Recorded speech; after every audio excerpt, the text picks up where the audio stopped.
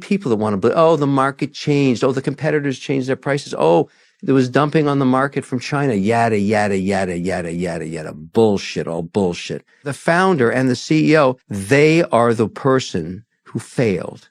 Unless I hear that, I never invest in them. In this episode, we're diving deep with the one and only Mr. Wonderful himself, Kevin O'Leary. Kevin is a world-famous entrepreneur, investor, Shark Tank star, and a self-made multimillionaire who's turned setbacks into strategies for massive success. Entrepreneurship is a disease, actually. It's a virus, and it never sets you free. And so you have to know that. And the more successful you are, the harder you work. You're never going to be free. And then you have to decide, what's my life balance like? Well, there isn't any. It's a bullshit concept. You know, when I go to evaluate a company, there's only two people I want to talk to before the CEO. Just those two people will tell you, is this a good business or not? I want to meet the person running, and I want to meet the head of. A lot of entrepreneurs forget to do this. Get that first 5 million really secure in your name. I like that goal. It's a good goal. It's enough to push you, but you're not going to stop working. You're going to keep going. So what needs to change at 5 million to then hit 10 and 30 and 100? At the 5 million point, you need to transition from being the entrepreneur to the leader. And many fail at that point because... Hello, young and profiters. What does it take to build an empire, sell it for billions, and stay on top when the stakes are sky high? In this episode, we're diving deep with the one and only Mr. Wonderful himself, Kevin O'Leary. Kevin is a world-famous entrepreneur, investor, Shark Tank star, and a self-made millionaire who turned setbacks into strategies for massive success. We'll talk about how Kevin built and sold the Learning Company for $4.2 billion, why culture clashes can destroy great businesses, and the biggest lessons he's learned from decades of investing in over 50 companies. Kevin also shares his secrets to staying focused on what matters, cutting through the noise, managing the emotional roller coaster of entrepreneurship, and using storytelling and personal branding to dominate in today's creator economy. Believe me, you don't want to miss this conversation. And without further delay, Kevin, welcome to Young and Profiting Podcast. Thank you, Ella. Great to be here. I'm so excited for this interview. I've been watching Shark Tank for years. It was actually like the show that me and my family always watched. I think Shark Tank's older than you are. I wish. But I watched it all the time, and now I'm running a company that's about to hit 8 figures this year, and I feel like Shark Tank was really one of the things that inspired me when I was growing up. So thank you for all the work that you've done for young entrepreneurs. Yeah, we're very proud of the platform. We certainly didn't know when we started out what would happen. The first 3 years, it was canceled 3 years in a row, and it was kind of interesting that Disney just kept it going. And we found out that Willow Bay, Iger's wife, was part of the reason. Her kids were watching it. She loved the show. She was an advocate for us. And then, of course, season 4, it exploded. It's just like a classic in terms of TV, and you guys have done so much. So, Kevin, you're one of the most recognizable businessmen in the world. You're an extremely successful entrepreneur. But what was Kevin like growing up? You know, I was like any other kid. I was really very interested in that time in photography, and I was part of the photo club in my high school, and I told my father I wanted to pursue photography and film production, and he said, you're going to starve to death. You're just not good enough. You got to realize you're competing with a million other people who want to do the same thing, and there's nothing special about what you do. And you would think that would be very hard love to hear from a stepfather, but he was factually correct. And it forced me to take a different path to pursue, some business education, which ended up being immensely valuable, but not for the education I learned later. I don't remember anything I did in my MBA at all, but I met all these people that went on to become leaders in pretty well all 11 sectors of the economy, and I can phone them today and get instantly through to them and use them as my network. Business school is not about balance sheet training or income. If you're successful in entrepreneur, you're going to hire a bean counter. So I don't do the books anymore, but I certainly needed that network to get ahead in those critical years. And I'm glad I did it. I'm glad I spent the time. So an education isn't worthless, although there's lots of billionaires that never finished high school. Yeah.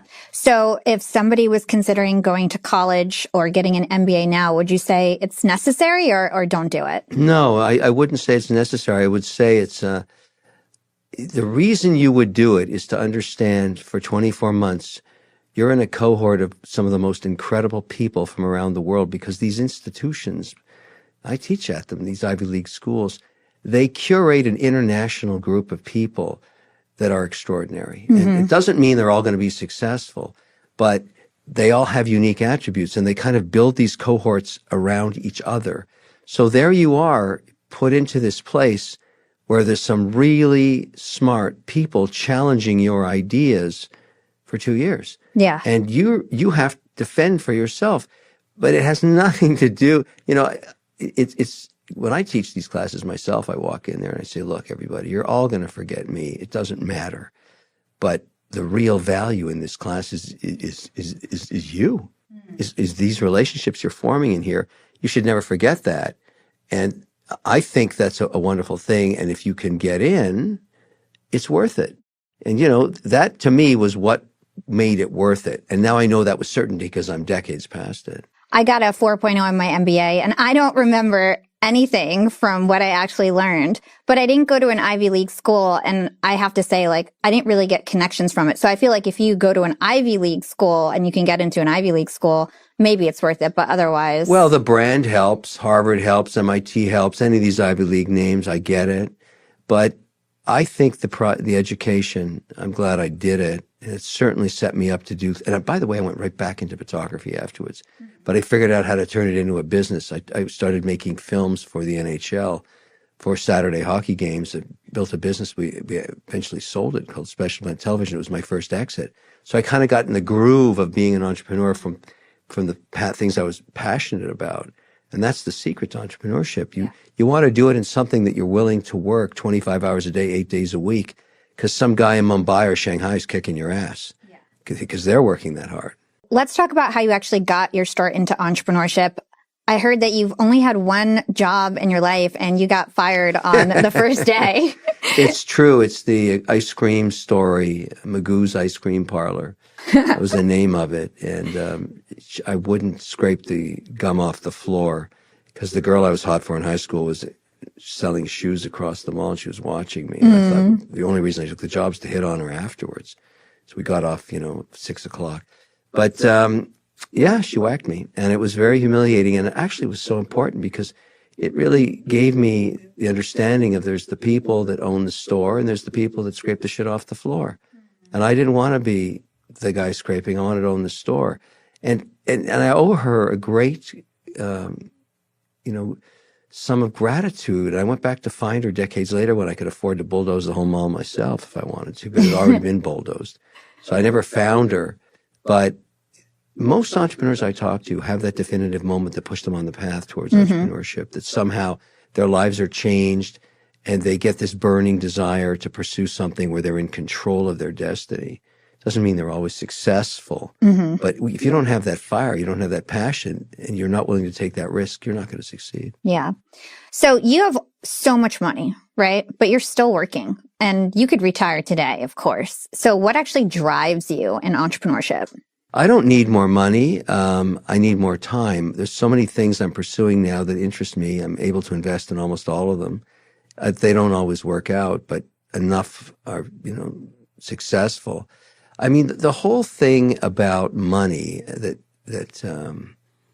a lot of people don't understand, you're going to find this out as time passes, and only the experience of going through it gives you the knowledge, because nobody believes this when, if you're an entrepreneur and you can sell $100,000 of the product to people that are not your relatives, that's the first thing, because your aunt will always buy your shit from you. Yeah. But that's useless. You got to sell it to an arm's length person who wants the product and the service independent of the fact that they want to help you. They want to be served a product that helps reduce a pain point for them, and they're willing to pay you money for it.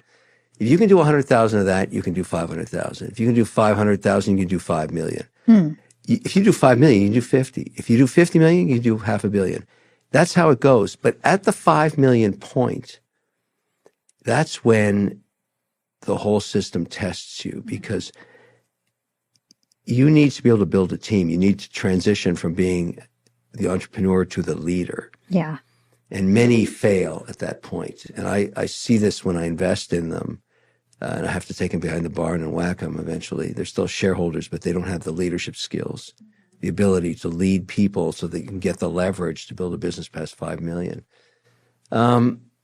But really what's driving you, if you're going to do that, is you're competitive and you want to win. And I never thought about ever the money when we were doing the journey on my big exit, the learning company. Neither of the other 9 guys that were sort of founders. Yeah. We just one day woke up and someone bought our company for $4.2 billion, and we were all, filthy rich. And that didn't change anything. We still went back to work the next day.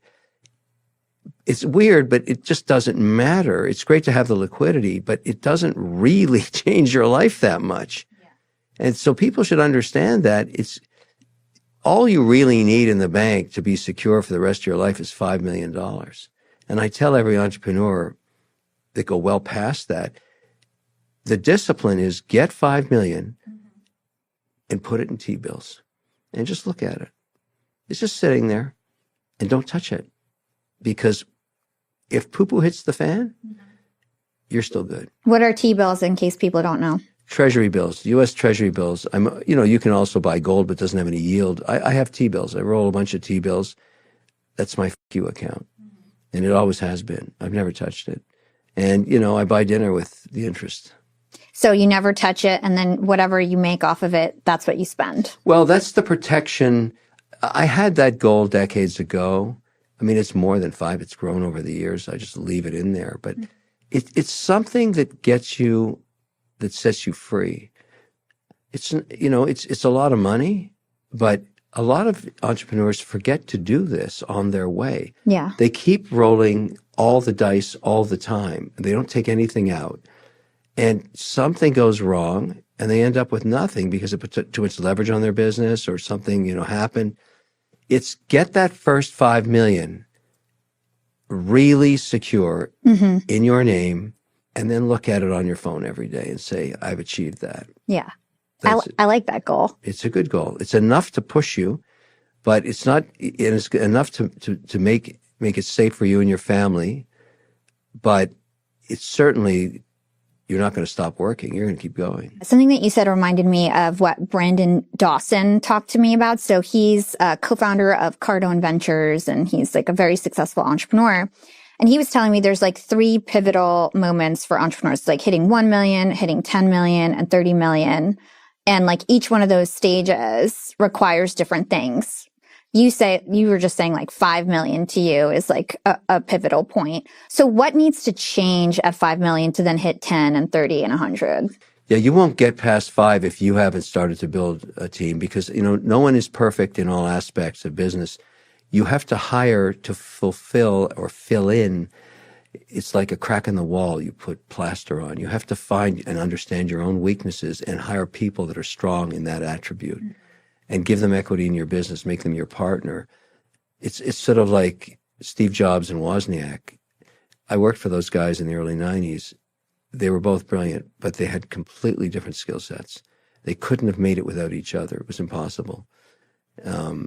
But it's because they had that partnership, and they were able to build it together, knowing they couldn't do it without each other. You will find out what you're weak at by the time you hit 5. You may start it on your own and be just the sole proprietor, own all the shares, but your cracks will start to show at 5 million. Now, it might be in logistics, it might be in compliance, it might be in accounting, whatever it is, you have to hire the person that's going to take that off your back so you can focus on your strengths. I'm sales and marketing. In that I trust. Very few people are better than I am at that. And that's arrogant, but I know I'm right. And so that's my competitive weapon. You can't touch me. But I am shit at logistics. I don't care about worrying about the bookkeeping. I want someone else that knows what they're doing to do that. Manufacturing, distribution, all that crap. To me, the only reason those people exist is to serve my needs as the sales guy. There are no widgets if I'm not selling them. So I value the salesperson the head of sales is more valuable to me than the CEO. I can always replace the CEO, but I can't replace a great saleswoman or a great salesman, because they know not only their product inside out, they know their distribution channel, they have relationships with their buyers or whatever it is. it's all about sales. And so